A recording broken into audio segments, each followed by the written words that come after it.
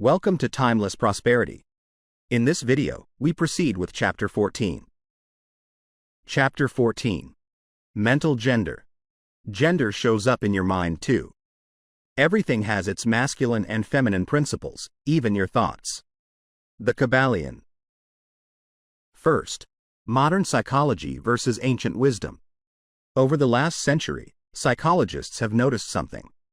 We seem to have two modes of mind. They've called it many things. The conscious, subconscious. The objective, subjective. The voluntary, involuntary. The active, passive. Ancient teachers knew this long ago. They called it mental gender, and they had a simple, powerful explanation. The modern terms are conscious, objective, voluntary. The Hermetic equivalent is the masculine principle, the I. Then we have the subconscious, subjective, passive. Here the Hermetic equivalent is the feminine principle, the me. The key here, it's not about good versus bad minds. It's about two complementary forces working together, like spark and soil. Discovering your I and your me. The Hermetic teachers invite you to look inward. Here's what you find. Step 1. The first glimpse, the I am. At first, you just feel, I exist. Simple. Clear. Step 2. A closer look, the I and me. When you look deeper, you notice two distinct aspects. Firstly, we have the me. These are feelings, habits, tastes, memories, body awareness, personality traits. A simple analogy would be like the content of a computer, files, photos, apps. Secondly, we have the I. These are the observer, the chooser, the one who can say, I notice this feeling. They are like the user of the computer, the one who opens files and makes choices. The insight here is, most people live as their me, reacting to moods, habits, outside influences. Masters learn to access their I and use it to guide the me. The laying aside, practice, how to find your I. This takes practice, but it's simple in principle. Notice a feeling, I'm angry. Ask, who is noticing this anger? Realize, the anger is happening in me, but it is not me. Set it aside, mentally, this is a state I'm experiencing, not who I am. Repeat with habits. I procrastinate. 2. I notice a habit of procrastination. Beliefs. I'm not good enough. 2. I notice a belief arising. Body sensations. I'm tired. 2. I notice fatigue in the body. The result. You start to feel a steady, observing presence, the I. It doesn't generate thoughts. It witnesses them. It doesn't feel emotions. It chooses how to respond to them. How your two minds create together. Think of your mind like a creative studio. The masculine, I. Projects will, focus, direction, and the feminine, me, receives, nurtures, generates forms. The masculine, I, says, let's do this. Initiating, and the feminine, me, says, how can we make this real? Creating. The masculine, I, is like the director of a film, and the feminine, me, the crew and actors and editors who bring it to life.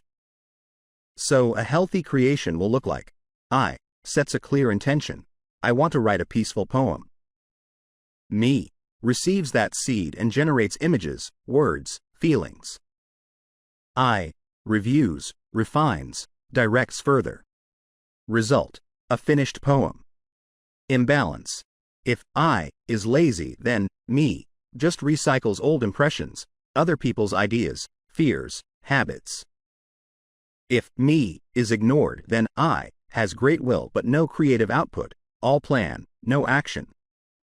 Without the active aid of the will of the masculine principle, the feminine principle is apt to rest, content with generating mental images which are the result of impressions received from outside. How this explains mental influence, telepathy, suggestion, hypnotism. Here's where it gets powerful. Your mental gender doesn't just work inside you. It works between people. How influence flows. Person A activates their masculine I, clear will, focused intention.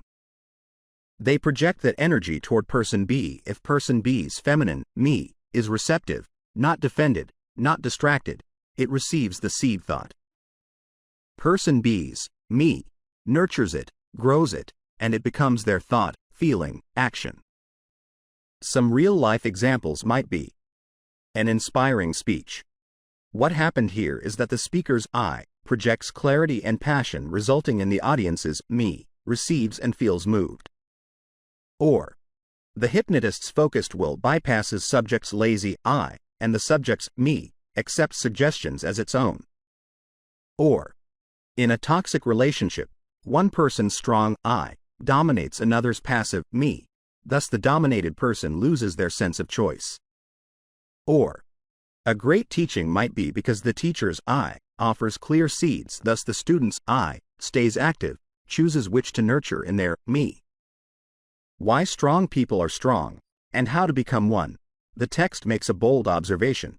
Most people live almost entirely in their me. They react. They absorb. They echo. The strong person does this instead. They activate their I, masculine will. They choose which impressions to let their me nurture.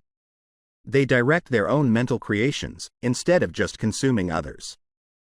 They influence others not by force, but by clear, focused energy. Simple practice. Pause before reacting. Ask, is this my I choosing, or my me reacting? Set a clear intention. I choose to focus on this or that. Let your me do the creative work, while your I stays gently in charge. The strong men and women of the world invariably manifest the masculine principle of will. The takeaway: master your inner partnership. You have two minds, not as rivals, but as partners. The I, masculine, equals will, focus, direction. The me, feminine, equals creativity, reception, generation. Balance isn't 50-50. It's letting each do what it does best, in harmony. Influence starts within. Master your own mental gender before seeking to guide others. Freedom isn't escaping your me, it's learning to guide it with your I. As the text closes with an invitation, with the aid of the Kybalion, one may go through any occult library anew, the old light from Egypt illuminating many dark pages and obscure subjects. This chapter isn't just theory. It's your master key to clearer thinking, deeper creativity, healthier relationships, true personal power.